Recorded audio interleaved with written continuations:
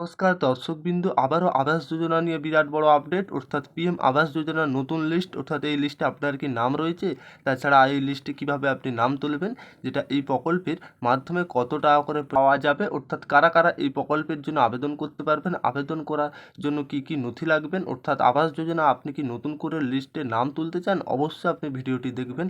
আবারও পিএম আবাস যোজনার নতুন করে লিস্ট বেরিয়েছে, সেই লিস্টে আপনার যদি না নাম থাকেন আপনি খুব শীঘ্রই নাম তুলুন। কিভাবে তুলবেন, কত টাকা করে দিবেন, কী কী ডকুমেন্টস লাগবে, বিস্তারিত আলোচনা করব। শেষ পর্যন্ত দেখতে থাকবেন, উপকারে আসবে। আর তার আগে আপনাদের কাছে ছোট্ট একটি অনুরোধ, আপনারা যদি আমাদের চ্যানেলে প্রথমবার এসে থাকেন চ্যানেলটিকে সাবস্ক্রাইবার করে অল নোটিফিকেশান অন করে রাখবেন। পিএম আবাস যোজনার যেটা লিস্ট, অর্থাৎ 2024-এ আমাদের দেশের সরকার যেটা সাধারণ মানুষদের সুবিধা অসুবিধার কথা মাথায় রেখে প্রায় নয়া এই নিয়ে প্রকল্প আসেন, অর্থাৎ এই সকল প্রকল্পের মধ্যে কেন্দ্র সরকারের সাধারণ মানুষের ব্যবস্থানের সুবিধার কথা ভেবে একটি প্রকল্প চালু করেছেন, যার নাম হলো প্রধানমন্ত্রী আবাস যোজনা। অর্থাৎ এই প্রকল্পের যেটা আওতায় যে সকল মানুষ ভালো বাড়ি নেই, অর্থাৎ তাদের বাড়ি তৈরি করার জন্য সরকারের তরফ থেকে টাকা দেওয়া হবে। অর্থাৎ এই প্রকল্পের অনেক আগেই তৈরি হয়েছে, এই প্রকল্পের মাধ্যমে দেশের বহু মানুষ উপকৃত হয়েছে। সম্প্রতি এই প্রকল্পের জন্য চলতি বছরে আবেদনের নতুন লিস্ট প্রকাশিত হয়েছে।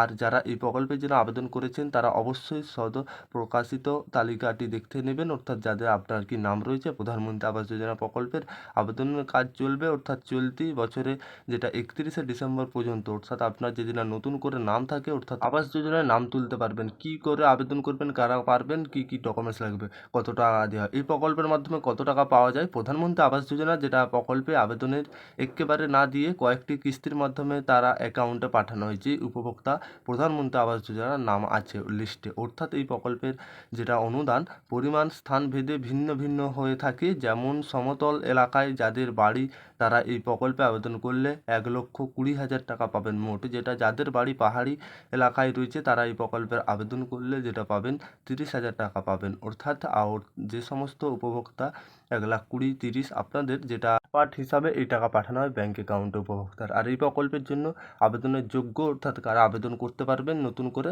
দেশের যে সকল মানুষ দরিদ্র সীমার নিচে বসবাস করে, অর্থাৎ যে সকল পরিবার বার্ষিক যেটা আয় 1,90,000 টাকা, তারাই এই প্রকল্পের জন্য আবেদন জানাতে পারবেন।